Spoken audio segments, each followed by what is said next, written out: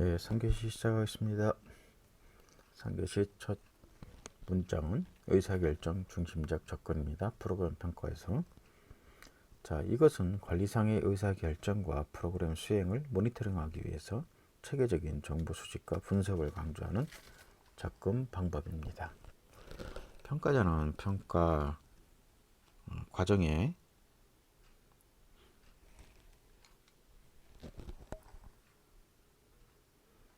심도 있게 참여하여야만 정확한 정보 수집이 가능하겠죠. 그러나 이제 이러한 밀접성 때문에 객관성이 훼손될 수 있으며 평가자의 일종의 의사결정권자로 도구화될 가능성이 있다. 그래서 의사결정 중심적 접근은 이렇게 되고, 다음 이용자와 지향적 접근이 있습니다. 이거는 평가의 유형성 측면에서 강조되는 것으로서 평가에 있어 다양한 이해 집단들의 상호 관계성을 강조하고 있습니다. 이러한 접근은 프로그램을 이용자의 관점에서 접근할 수 있는 이점이 있는 반면에 이해 당사자들이 프로그램에 대해 강력한 압력단체로 부상할 수 있다. 또한 때로는 누가 진정한 소비자인지 명확하게 규정하기가 힘든 경우가 있습니다. 압력단체로 부상할 수 있다. 다음에 반응적 접근이 있는데, 이거는 사용자 지향적 접근과 체계적인 방법, 의사결정 지향적 접근이죠.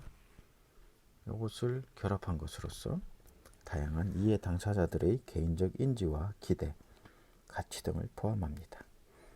특히 이제 방법론상으로 인터뷰, 관찰, 사회망 분석 등 질적인 방법을 사용하죠. 이러한 접근 방법은 복잡하고 변화하는 체계, 그리고 보다 다양한 관점들을 다룰 수가 있지만 객관성 부족과 성과를 잘 고려하지 못하는 단점이 있습니다. 그리고 운영의 과정을 기준으로 한 모형에서는 첫 번째 형성평가와 과정평가가 있어요. 과정평가는 서비스나 그 전달 방법의 개선, 프로그램 결과의 향상, 그리고 서비스의 효율성 증진을 시킬 목적으로 실시하는 평가입니다. 그리고 프로그램을 형성하는 자체에 초점을 두기 때문에 뭐예요? 형성평가라고 불립니다. 과정평가는 프로그램의 운영 및 활동을 분석해서 이를 근거로 해서 보다 효율적인 추진 전략을 세우거나 프로그램 내용을 수정, 변경하거나 프로그램의 중단, 축소, 유지, 확대 등 여부를 결정하는 데 도움을 줍니다. 즉, 프로그램 진행 중에 프로그램의 원활하고 성공적인 수행을 위하여 문제점을 찾아내고 수정, 보완을 목적으로 실시되는 평가를 뭐라고 한다고요? 과정평가.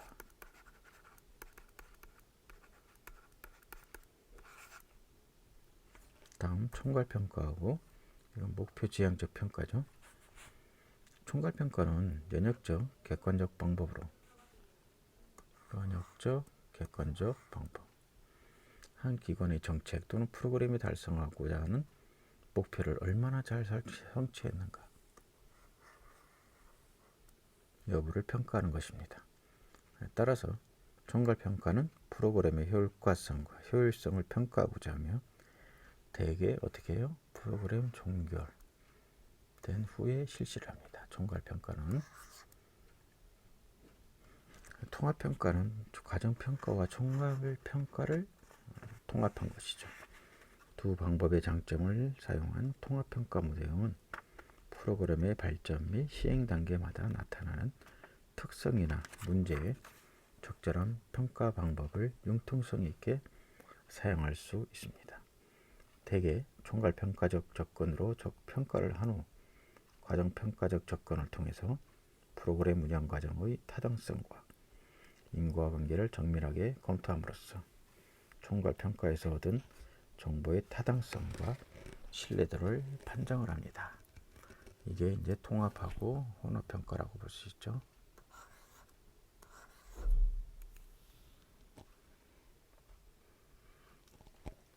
프로그램 평가의 준거. 여기에서 보면은 프로그램 평가를 위해서는 반드시 준거가 필요하죠. 프로그램 평가를 위해 활용되는 준거는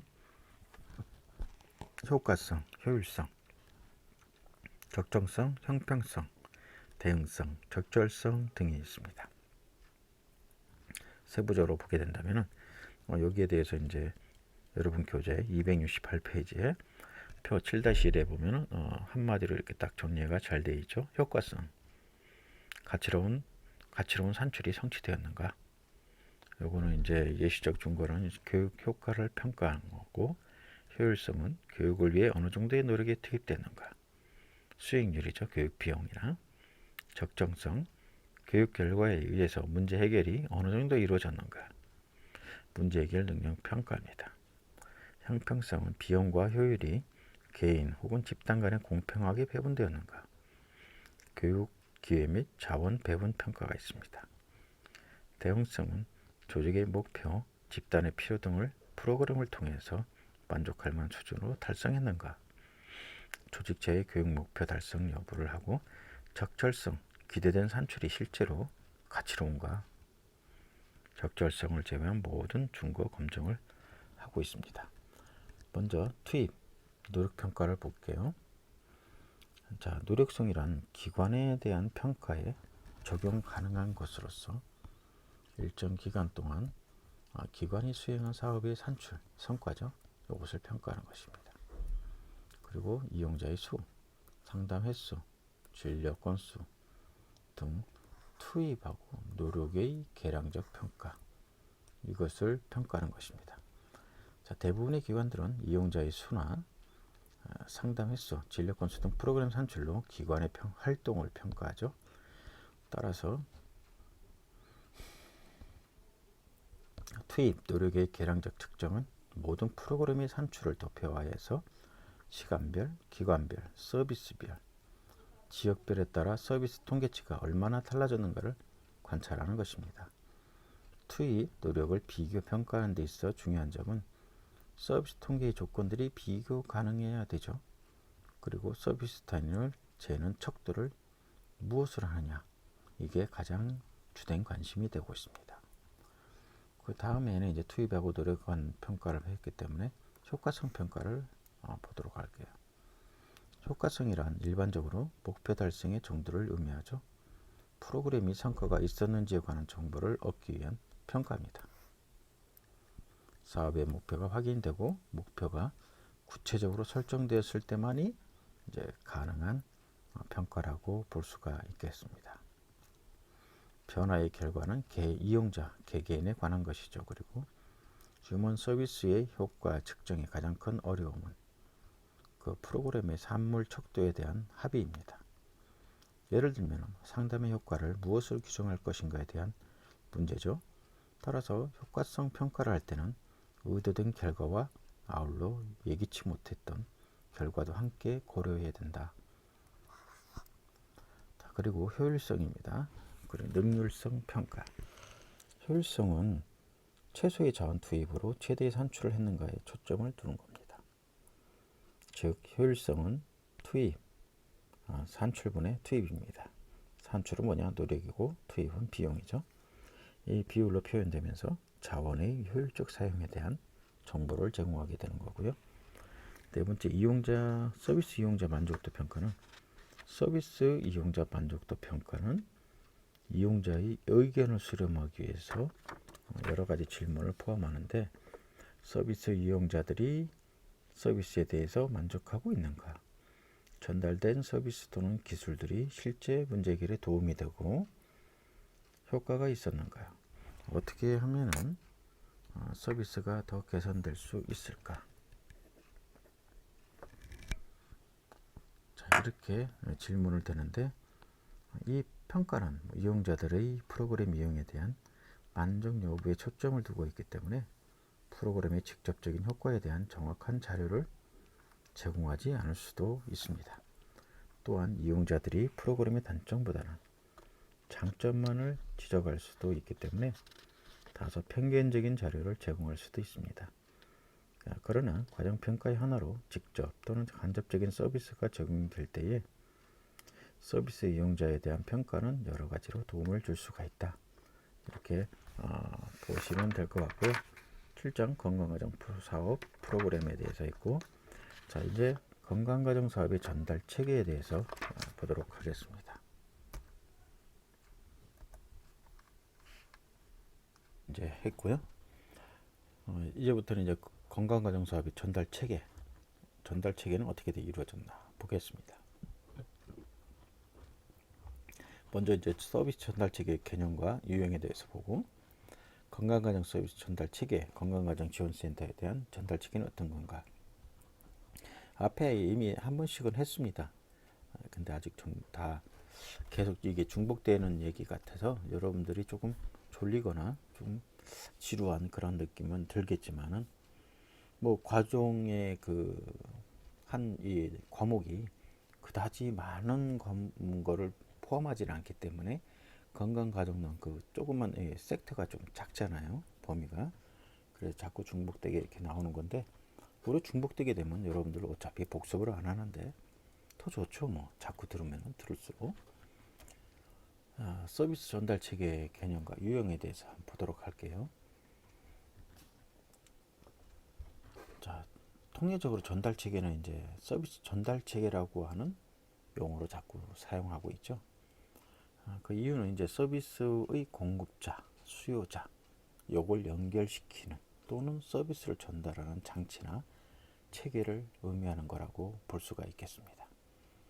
전달 체계는 이제 국가가 제공하는 서비스를 이용자에게 어떻게 효율적으로 전달할 수 있는 그러한 일을 할 수 있냐, 그래서 거기에 대한 조직이나 구조, 기관 등을 의미한다고 볼 수가 있겠죠.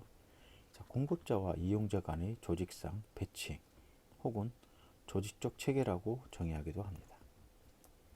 전달 체계는 서비스를 제공하는 주체에 따라서 정의되기도 하는데, 예컨대 이제 행정 서비스 전달 체계는 행정 서비스의 내용과 제공 대상이 결정된 이후 그 대상에게 선택된 사회적 후생을 제공하는 장치, 행정 서비스의 전달자와 수혜자의 대면적 상호관계를 통하여 일정한 장에서 행정 서비스를 전달하는 일련의 집행적 과정이라고 정의할 수가 있겠습니다.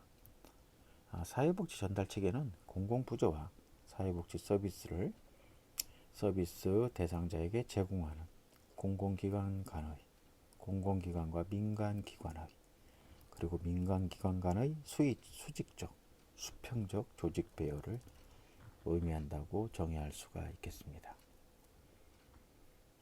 보다 구체적으로 가정생활복지 관련 선행연구에서 가정생활복지 서비스 전달 체계는 가정생활복지 정책을 구체적인 가정생활복지 서비스로 전환해서 가정 및 가정성을 가진 집단과 그 구성원에게 효과적으로 전달하기 위한 목적을 지닌 체계, 따라서 중앙정부에서 지방 일선 기관 및 업체나 개인을 활동하는 전문 인력에 이르기까지 가정생활복지 관련 모든 공사 조직 등 일체의 공사적 가정생활복지 시설과 이들 기관의 서비스 전달망으로 규정하고 있습니다. 자, 이런 개념 규정을 보면 전달 체계는 그와 관련되는 정책과 무관하지 아니하고 정책이 구체적인 서비스로 전환되어 그 이용자에게 효과적으로 전달될 수 있도록 하는 장치로 이해할 수가 있겠죠. 따라서 전달 체계를 이해하기 위해서는 관련되는 정책에 관한 관점과 이해가 전제되어야 함을 알 수 있습니다. 전달 체계를 논의할 때 크게 세 가지 요소를 고려할 수 있는데, 첫째는 관련 서비스를 효과적으로 전달할 수 있도록 하는 조직기구, 둘째는 이를 처리하는 전문 인력, 셋째는 소요되는 비용을 충당할 수 있는 재정, 즉 일정한 정책을 실현할 때 이를 처리하는 조직 및 기구, 이 조직과 기구 내 외부에 배치되어 업무를 처리하는 전문 인력, 그리고 이에 필요한 재정적 자원이라는 세 가지 요소가 전달 체계를 구성한다고 볼 수가 있겠습니다.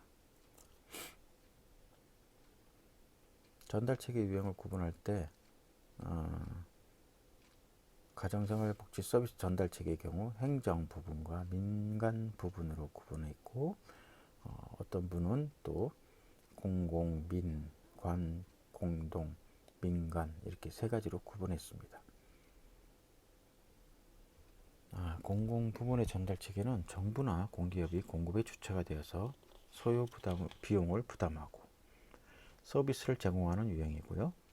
정부가 주도적 역할을 수행하므로 공익성이 강하며 사적인 이익 추구 요구가 없기 때문에 대체로 민간에 위임하기 곤란한 서비스가 다수 포함이 됩니다. 두 번째로 민관 공동 유형의 경우에는 민관 파트너십 그리고 제3섹터라는 두 가지 유형으로 다시 구분할 수 있는데, 사회적 과업이나 자발적 노동을 필요로 하는 과업, 또 이익이 적게 남는 과업, 개인의 책임이 필요한 과업, 지역사회 발전을 촉진하는 과업, 다른 사람들의 복지와 후생을 제고할 수 있는 과업 등에 적합한 방식이라고 할 수가 있겠습니다. 그리고 마지막으로 공공 다음에 공공, 민간 다음에 민간 유형이 있습니다. 민간 유형은 공급 자체의 책임은 공공 부문에 있지만 그 생산과 공급은 실제로 민간에게 이루어지는 유형을 의미하고 있습니다. 여기는 탄력성이라든지 신속한 변화, 고객 반응에 대한 민감성 등이 요구되는 서비스에 적합하죠. 효율적인 전달체계 운영을 위해서 각 유형의 전달체계 부분의 역할을 분담하고 강점을 교환할 수 있는 다양성이 확보가 되어야 되겠습니다. 공공부문의 서비스인 경우 독립성으로 인해서 동기 강화나 경쟁의 원리에서 벗어나게 되며 주민의 요구에 부응하는 적절한 서비스를 제공하는 데 제한이 있다는 취약점이 있습니다. 반면에 민간 제공인 경우에 생존과 생활의 필수성과 관련되어서 공공재적인 성격에서 벗어나서 수요와 공급을 시장 원리 기제에 맡겨놓기 때문에 소외되는 이용자가 생기고 결국 구매력에 의한 선택이 되어버리는 단점이 있습니다. 따라서 지역사회 주민과 가정의 욕구를 충족시키고 궁극적으로 다양한 가정의 건강성 증진을 지원해야 할 건강가정지원센터의 경우에 각 유형이 갖고 있는 본질적 특성과 강점을 최대한 발휘하면서 취약점은 최소화할 수 있는 운영 방식을 취해야 하겠습니다. 전달체계 세 가지 요소 보시면은 조직, 전문 인력, 재정입니다. 이게 서로 상호간에 주고받고 해야 되겠죠. 이거는 공적 전달체계, 민간 전달체계, 그리고 이건 다른 학자가 얘기한 공공, 민간, 공동, 민간 이렇게 주장을 하고 있습니다. 사례. 장단점은 공공 부분은 독점성이 있고 동기가 취약하고 경쟁이 결여가 되어 있습니다. 나라에서 하는 거니까 경쟁이 있을 수가 없죠. 이건 장점인데 단점으로는 이용자 요구 부응도가 낮습니다. 그만큼 신속성이나 탄력성이 부족하다. 시장 부문에는 시장 원리, 구매력에 의한 선택, 그래서 좀 탁월한 면이 있지만은 취약자를 소외시키는 그러한 단점이 있습니다. 민간 비영리는 강점은 전문성을 갖고 있죠.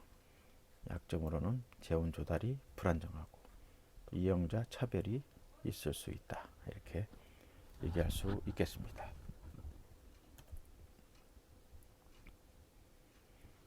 자, 그럼 이제 건강가정 서비스 전달 체계. 구체적으로 건강가정 지원센터입니다. 앞서 이제 서비스 전달 체계의 개념을 소개했는데, 그렇다면 건강가정 서비스 전달 체계는 건강가정 정책의 건강가정 사업을 실제적이고도 잠재적인 이용자와 수요자에게 전달하기 위한 모든 공사의 조직적 장치다. 이렇게 이해할 수 있겠죠. 법적 근거를 갖고 있는 공적 전달 체계가 바로 건강가정 지원센터다. 이건 법으로 정해져 있습니다. 법적 근거. 공적 전달 체계는 4장에 명시되어 있는데, 건강가정기본법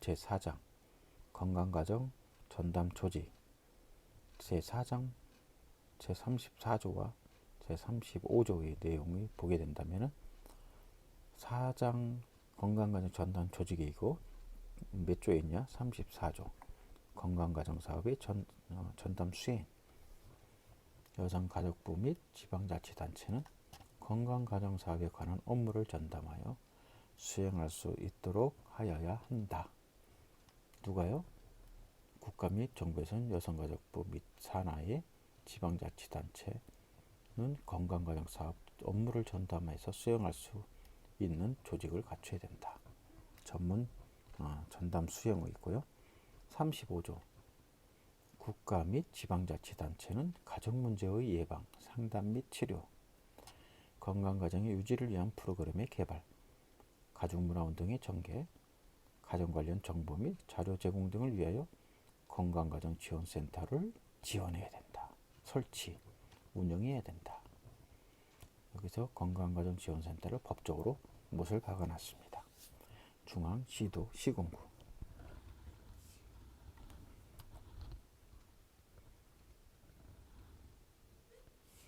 그리고 또 여러분들이 궁금해하시는 건강가정지원센터에는 건강가정사업을 수행하기 위해서 관련 분야에 대한 학식과 경험을 가진 전문가, 이하 건강가정사라고 합니다. 이것을 두어야 된다고 했습니다. 둘 수도 있다가 아니고 둬야 됩니다. 건강가정지원센터에서는 전문가를 둬야 되는데 전문가는 누구냐? 건강가정사입니다. 이 법적으로 둘 수밖에 없습니다. 그래서 건강가정사는 어떤 요건을 갖춘 사람이냐? 대학 또는 이하 동등 이상의 학교를 졸업할 것. 그러니까 여기서는 대학이라는 게 이제 2년제 전문대학 이상입니다. 그래서 여러분들도 우리 수업을 다 끝내고 졸업하시면 건강가정사 자격증을 발급받을 수가 있습니다. 왜냐하면 우리 수업 중에 다 그 안에 건강가정사 필요한 과목이 다 커리큘럼이 다 돼 있어요. 그래서 따로 교육받을 필요도 없이 수업만 다 이수하게 되면 2년 후에 여러분들은 건강가정사 자격증을 취득할 수가 있겠습니다. 그리고 여기 학력 취득 과정이나 그 밖에 여성가족부 장관이 인정하는 방법으로 사회복지학, 가정학, 여성학 등 여성가족부령으로 정하는 관련 교과목을 이수할 것. 이거는 다 이제 사이버로도 학점은행제에서도 건강가정사 자격증 취득하는 게 나오는데 그 내용을 얘기하는 것입니다. 센터의 조직, 운영 및 건강가정사의 자격, 직무에 관해서 필요한 사항은 대통령령으로 정합니다. 센터의 운영은 여성가족부령이 정하는 바에 의해서 민간에 위탁할 수 있다. 이렇게 명시를 하고 있습니다. 이와 같이 건강가정지원센터는 건강가정사업에 관한 업무를 전담해서 수행할 수 있도록 해야 한다고 분명히 명시를 하고 있습니다. 그리고 그 주체는 누구? 국가입니다. 여성가족부. 그 다음에 지방자치단체 및 기초, 시군구 이렇게 되어 있죠. 34조에. 따라서 공적인 건강가정 서비스 전달체계 하나는 국가 정부 차원에서 건강가정사업을 수행하도록 되어 있는 전담 조직, 즉 행정부처 및 부서라고 볼 수가 있겠습니다. 그리고 35제 건강가정지원센터의 설치에 관한 내용을 다루고 있는데 건강가정사업을 위해서 중앙, 시도 및 시군구 건강가정사업센터를 둔다고 되어 있습니다. 따라서 공적인 건강가정 서비스 전달체계의 또 다른 형태는 건강가정지원센터라고 할 수가 있겠죠. 그리고 본 법에 의해서 건강가정 서비스 전달체계 중 공적이고도 대표적인 형태로 건강가정지원센터에 주목하여 그 역할과 기능 및 운영관리에 대해서 우리가 볼 수가 있습니다.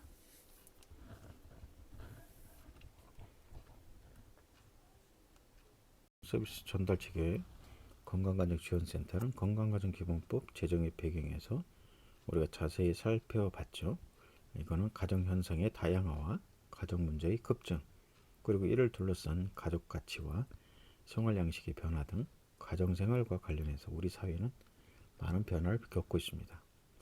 다양성 그리고 변화하는 문화에 대응하며 분산된 가정생활 관련 업무 수행기관의 연계와 통합을 이끌어내는 통합적 가정정책에 대한 요구가 건강가정기본법 제정에 영향을 미쳤다는 점에서 건강가정지원센터는 통합적 가정정책을 실천하는 전달체계라고 할 수가 있겠습니다.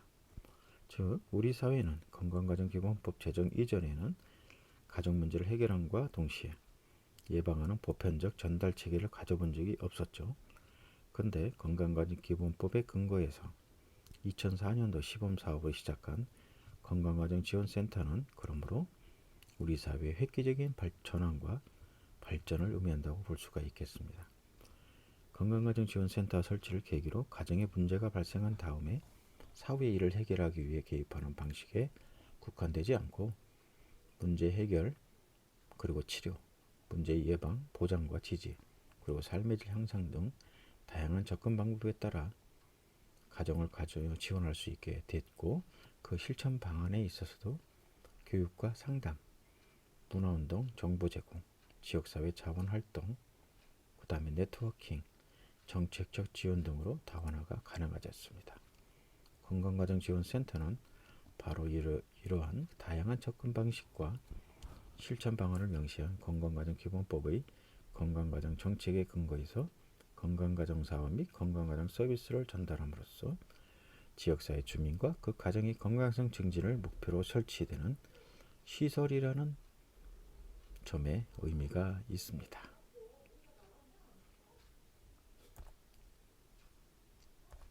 자, 여기까지 오늘 하고 시간이 꽤 지났습니다. 이거는 뭐죠? 왜 자꾸 앞으로 넘어가죠? 네. 다음 시간에 남은 진도를 나가도록 하고요.